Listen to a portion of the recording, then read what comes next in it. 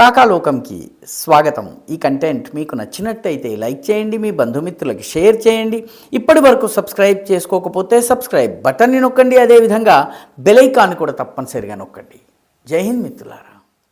భారత అమెరికాల మధ్య వాణిజ్య ఒప్పందం, మధ్యంతర వాణిజ్య ఒప్పందం, ఇంటరిమ్ ట్రేడ్ అగ్రిమెంట్ జరిగింది. ఇది మధ్యంతర ఒప్పందం మాత్రమే. దీనికి సంబంధించిన డీటెయిల్స్ ఇంకా రావాల్సి ఉంది. అదేవిధంగా చిన్న చిన్న విషయాల మీద ఇంకా చాలా నిర్ణయాలు జరగాల్సి ఉంది. ఈ జరిగినటువంటి ఒప్పందంలోని కీలకమైన విషయాల్ని మన వాణిజ్య మంత్రి, ఈ మొత్తం చర్చల్లో కీలక పాత్ర వహించినటువంటి కేంద్ర వాణిజ్య మంత్రి పీయూష్ గోయల్ వివరించారు. భారతదేశ ప్రయోజనాలకు ఏమాత్రము భంగము కలగకుండా అమెరికాతో ఒప్పందం చేసుకున్నాము. మన టర్మ్స్ ఆధారంగా మన ప్రయోజనాలకి భంగం కలగకుండా ఈ ఒప్పందం చేసుకోవడం జరిగిందని ఆయన సోదాహరణంగా సవివరంగా వివరించారు. అయితే మన చర్చా విషయం అది కాదు. వాణిజ్య ఒప్పందం మీద విపక్షాలు రకరకాలుగా మాట్లాడతాయి. కొందరు వెంట్రుకని నిలువునా కోసి చూసే ప్రయత్నం చేస్తారు, డిసెక్షన్ చేసి తప్పులు వెతికేటటువంటి ప్రయత్నాలు చేస్తారు దుర్భిణితో. ఇది మన చర్చా విషయం కాదు. ఈ ఇంటరిమ్ ట్రేడ్ అగ్రిమెంట్ జరిగిన దాన్ని ప్రకటిస్తూ అమెరికాకి సంబంధించినటువంటి ట్రేడ్ బాడీస్, అక్కడి వాణిజ్య సంస్థలు ప్రభుత్వంతో నిత్యం సంబంధాలు కలిగి ఉండి ప్రభుత్వ అనుమతితోటే ప్రకటనలు జారీ చేసేటటువంటి ప్రభుత్వ వాణిజ్య సంస్థలు ఈ ఒప్పందాన్ని వివరిస్తూ సోషల్ మీడియాలో ఒక మ్యాప్ని షేర్ చేశాయి. ఆ మ్యాప్ భారతదేశపు మ్యాప్. భారతదేశంతో ఒప్పందం జరిగితే భారతదేశపు మ్యాప్ వేయకపోతే అమెరికా మ్యాప్ వేస్తారా? ఇది కూడా అడిగే అవకాశం ఉంది. అయితే వాళ్ళు వేసినటువంటి భారతదేశపు మ్యాప్లో పూర్తి జమ్మూ కాశ్మీర్ని వేశారు.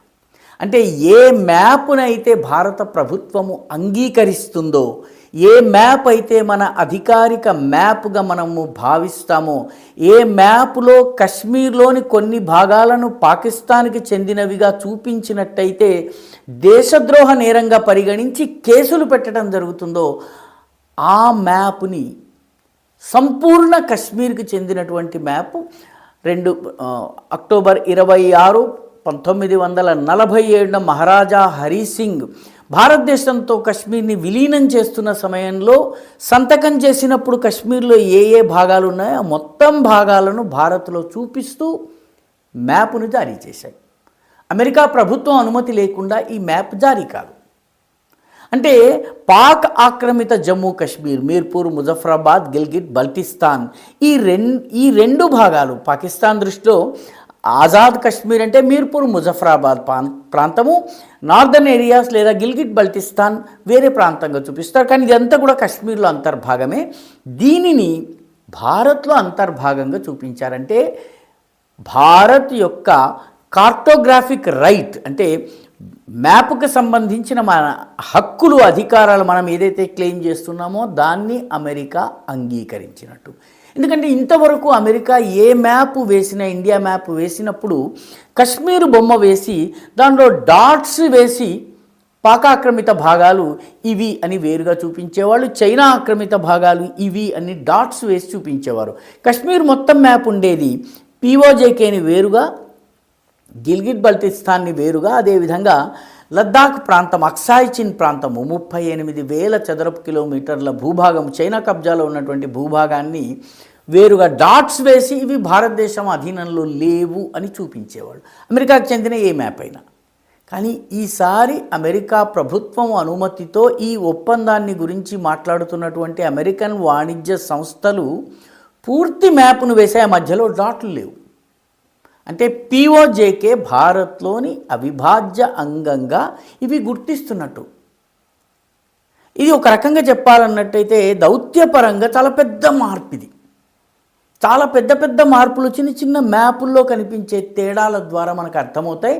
అమెరికన్ థింకింగ్లో ఇంత మటుకు Bharat versus Pakistan, Donald Trump వచ్చిన తర్వాత భారత్ పాకిస్తాన్లను ఒక ఘాటన కట్టి చూసేటటువంటి ధోరణి ప్రారంభమైంది. అంతకు ముందు బారాక్ ఒబామా సమయం నుంచి మనల్ని ఇండో పెసిఫిక్ అని చెప్పేసేసి ఆఫ్ఘనిస్తాన్, పాకిస్తాన్లని ఒక ఘాట కట్టి చూసేటటువంటి విధానం ఉండేది.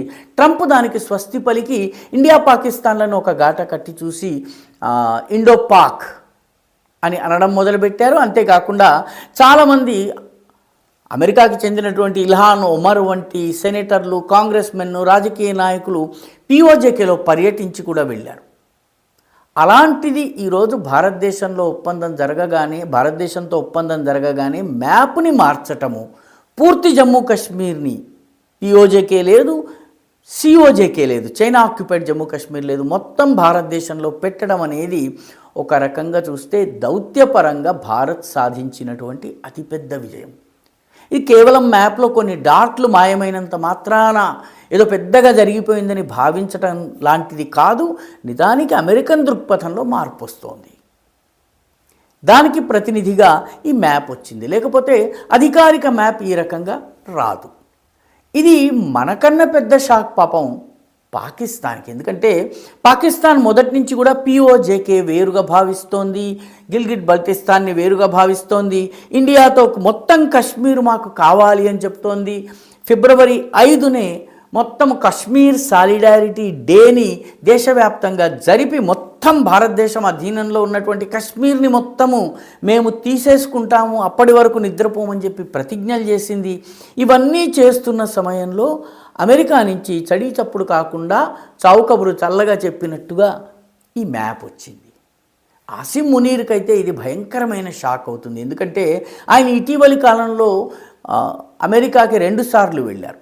జూన్ 2025లో అయితే వైట్ హౌస్లో డిన్నర్ కోసం వెళ్ళారు. ట్రంప్ గారి పక్కన కూర్చున్నారు. ట్రంప్ గారు భారత్ని రెచ్చగొట్టేందుకు ఆసిమ్ మునీర్ని, ఫీల్డ్ మార్షల్ ఆసిమ్ మునీర్ని పిలిపించి విందు చేశారు. దానిలో మోదీని కూడా పిలిచారు. మోదీ అప్పుడు వెళ్ళలేదు. తన యొక్క స్వతంత్ర ప్రతిపత్తిని, భారతదేశం యొక్క సార్వభౌమ భావన ఏదైతుందో దానికి అనుకూలంగా మోదీ వ్యవహరించారు. ఆ తరువాత కూడాను 2వసారి ఆసిమ్ మునీర్ వెళ్ళారు. ఇంత చేసిన తరువాత ఈ మ్యాప్ రావడం అనేది పాకిస్తాన్కి అతిపెద్ద షాక్. కడుపు కుతకుతలాడిపోతూ ఉంటుంది.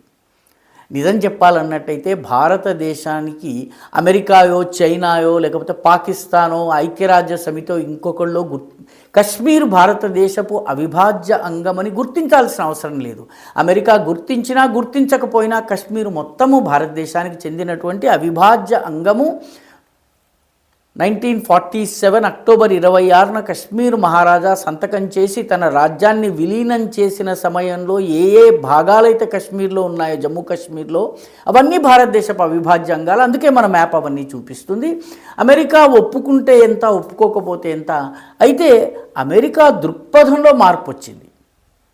ఇది చెప్పడం కోసమే ఈ చర్చ. వాస్తవానికి అమెరికా కశ్మీర్ మొత్తాన్ని మ్యాప్లో పాకిస్తాన్లో అంతర్భాగంగా చూపించినా కూడాను భారతదేశం దాన్ని అంగీకరించేది లేదు, ఆమోదించేది లేదు. కశ్మీరు మనది అన్న విషయంలో రాజీ పడేది లేదు.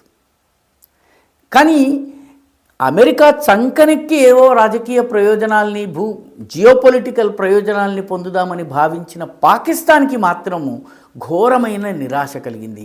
అమెరికా చంకనెక్కామని భావించాం కానీ అమెరికా చంక దింపేసిందన్న సంగతి అమెరికాకి ఏ రోజైనా పాకిస్తాన్ కన్నా భారతే ముఖ్యమన్నటువంటి విషయాన్ని అమెరికా చెప్పక చెప్పింది ఈ యొక్క మ్యాప్ ద్వారా. ఈ ఒప్పందం విషయంలో కూడా ట్రంప్ ఎంత హడావిడి పడి భారతదేశాన్ని ఒప్పించే ప్రయత్నం చేశారు. ఎందుకంటే అమెరికాతో సంబంధం లేకుండానే యూరోపియన్ యూనియన్ తోటి, బ్రిటన్ తోటి, న్యూజిలాండ్ తోటి, మిగతా అనేక దేశాలతోటి భారత్ ఒప్పందం చేసుకుంటోంది. చైనా, రష్యాలతో చెలిమి చేస్తోంది. ఇదంతా చూస్తే ఆటలో తాను అరటిపండు అయ్యేటటువంటి ప్రమాదం ఉందని గుర్తించి ఈ ఒప్పందానికి ట్రంప్ తొందరపడ్డారు. ఇండియన్ టర్మ్స్ మీద ఈ ఒప్పందాన్ని చేసుకోవడానికి ఆయన సిద్ధమయ్యారు. లేకపోతే ట్రంప్ వెళ్ళిపోయిన తర్వాత వచ్చే రాష్ట్రపతితో, అమెరికన్ రాష్ట్రపతితో మేము ఒప్పందం చేసుకుంటామని కూడా భారత్ చెప్పింది. ఇప్పుడు కశ్మీర్ విషయంలో ఇండియా పొజిషన్ని అమెరికా అంగీకరించడం ఈ మ్యాప్ ద్వారా పరోక్షంగానైనా పాకిస్తాన్ యొక్క పన్నాగాలకి పూర్తిగా చెల్లుచీటీ రాసినట్టుగా మనము భావించాం. ఈ వీడియో మీకు నచ్చినట్టయితే లైక్ చేయండి, షేర్ చేయండి, ఈ ఛానల్కి సబ్స్క్రైబ్ చేయండి. మీ అభిప్రాయాన్ని కమెంట్ల రూపంలో తప్పనిసరిగా పంపించండి.